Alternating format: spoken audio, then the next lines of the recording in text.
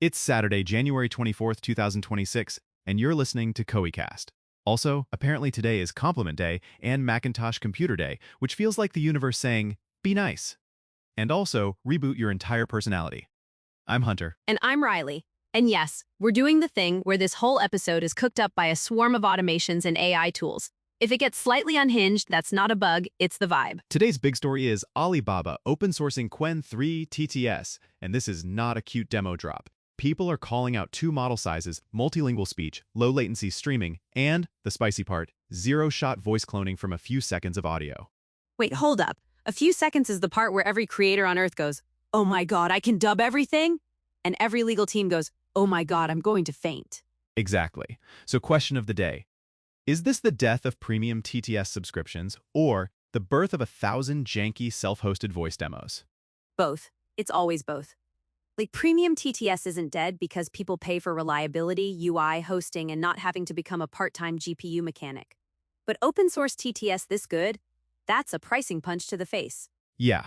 The subscriptions that survive are the ones that bundle the boring stuff: team permissions, brand controls, audit logs, don't accidentally clone your CEO, guardrails, and simple deployment. And the ones that die are the ones that were basically charging for a nice voice and a download button. Because, Hunt, creators will tolerate jank if it means they can ship. True. Also, can run locally is a quiet revolution for media ops. If your voice pipeline can run on a decent workstation, suddenly your audio isn't leaving the building. That's huge for brands with compliance, for agencies with client drama, for anyone who's tired of API surprise bills. Okay, but let's talk about the villain arc. Zero-shot voice cloning. What's the non-terrifying consent-forward way to use that in marketing without becoming a Black Mirror episode? The baseline is only clone voices you own or have explicit written consent to use, and have a clear policy for how it's used. And I don't mean consent in a vague contract from 8 years ago, I mean explicit permission for synthetic voice generation. And disclosure. Like, you can be cool about it. This is an AI-generated voice performance created with permission. It doesn't have to be a siren and flashing lights, but it has to exist. Totally. And for workflows, the healthiest pattern I'm seeing is voice double, not voice replacement. You use the clone to iterate drafts fast, get timing right, test hooks, test pacing. Then you either record the human final, or you keep the synthetic final if the talent signed off and the context makes sense. Yes, it's like previs for audio. You're storyboarding the sound. And that's so aligned with what we've been saying lately. Jack Bob, audio is turning into the control surface for modern media. If your voice track is clean and intentional, everything downstream gets easier. Now, Qwen 3 TTS also has this voice design thing, where you describe a voice in text, like warm, playful, slightly sarcastic, crisp diction, whatever. Which is going to make the whole internet sound like corporate podcast guy number 47. You know the one. The guy who always sounds like he's smiling while explaining layoffs. That's the risk. If everyone uses the same descriptors, we converge into one bland accent soup. So how do we not do that? You treat voice like a brand system, not a prompt. Make a voice Bible, not just friendly and confident, but specifics, speed ranges, how much breathiness, how much dynamic range, what words get emphasized, what emotions are allowed, what's off limits. And you should bake in constraints, like no default voices for the brand, period. If you're doing voice design, you A/B test a few custom profiles, then lock one, and only tweak with intention. Also, do some human taste checks, like play it for someone who isn't you. If they say, this sounds like every ad on TikTok, you're already cooked. Okay, disclosure question. If open source TTS can clone voices from like a 3-second sample, what's the new baseline? Do we need AI voice labels like nutrition facts, or does the web just give up? I think we land somewhere in the middle. For ads and sponsored content, disclosure is going to become standard. For internal ops, obviously no. For entertainment, it'll depend on the platform and the genre. But I do think we'll see watermarking and provenance become more normal. Provenance. I want it, but I also know people will ignore it like cookie banners. Like, users don't read, they vibe. Which is why the ethical bar can't be, did the user notice? It has to be, did the creator do the right thing? Speaking of users not reading, can we jump to Google? Gemini personalization inside Search AI mode.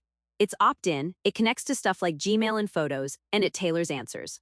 Marketers are watching this hard because it shifts discovery toward personalized summaries. It's less 10 blue links, more, here's the answer that matches your life. Do people understand the trade, though? Like, realistically? Or is it click yes to continue with better PR language? Most people won't fully understand it. They'll understand the benefit, it's spooky accurate and saves time. That's enough. And Google is going to position it as you're in control, which, sure, but the default human behavior is click the thing that makes the friction go away. So for creators and marketers, what replaces SEO when answers become personalized? Is it answer engine optimization? Is it structured data? Is it being the source? It's be the source plus be easy to summarize. If your content is messy, contradictory, or purely vibes with no facts, the model will either skip you or misinterpret you. If you're clear, structured, and actually useful, you become extractable. Extractable is such a cursed compliment. Like, congrats, you're snackable for the machine. It is, but it's real. Think strong headings, clean definitions, real examples, consistent naming, and proof. And if you're e-commerce, your product data and schema become creative assets. If the machine can't parse what your thing is, it can't recommend it. Also, personalization means the same query won't yield the same reality. That's the part that freaks me out. Like publisher traffic, affiliate economics, the whole concept of we all saw the same thing. Yeah, shared reality gets softer, and the first thing to break is attribution and measurement. Because if the AI mode answer is a remix of sources plus your personal context, marketers are going to ask, wait, did we win? Did we influence? Or did the user's Gmail do the work? Your Gmail did the work is insane. Like, based on your emails, you're clearly planning a breakup. Here are couples therapists near you. Riles, please. But yes, being remembered starts looking like CRM 2.0 with extra creep. Brands need to be careful. Relevance is good, creep is expensive. Okay, last story. Anthropic says Claude Opus 4.5 solved an AI-resistant hiring exam. Like a performance engineering take-home. It beat every human candidate, and now they redesigned the assessment and released the exam publicly. This is such a signal. The point of take-homes used to be, can you grind, can you reason, can you ship? Now it's also, can you collaborate with tools responsibly and still understand what you're shipping? So what's the point now? Measuring skill, measuring tool use, or measuring who has the most compute? Ideally measuring judgment. Like, can you set up the problem, ask the right questions, validate outputs, and explain trade-offs? If your whole evaluation is write code alone in a cave, the models are going to keep eating it. It's like when calculators showed up and math teachers were like, fine, but show your work.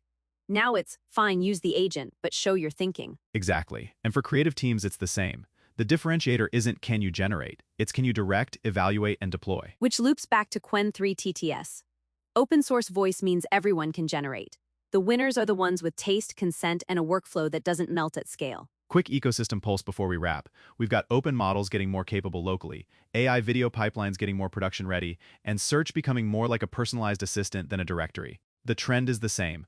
Automation is moving from tool to operating layer. And the chaos is that all of this is happening at once. Like today it's voice cloning, tomorrow it's your search results reading your email, and next week your job interview is you competing against a model that never sleeps. On that cheerful note, happy compliment day. Riley, you're terrifyingly good at turning existential tech shifts into memes. Aw, Hunter, you're weirdly calming for someone who probably has 40 automations running right now. That's Macintosh Computer Day energy. Just reboot and pretend it's fine. Thanks for hanging with us on KoiCast. Go subscribe and check out koi.com/resources for AI news and updates. Catch you next time. And compliment someone today, preferably a human.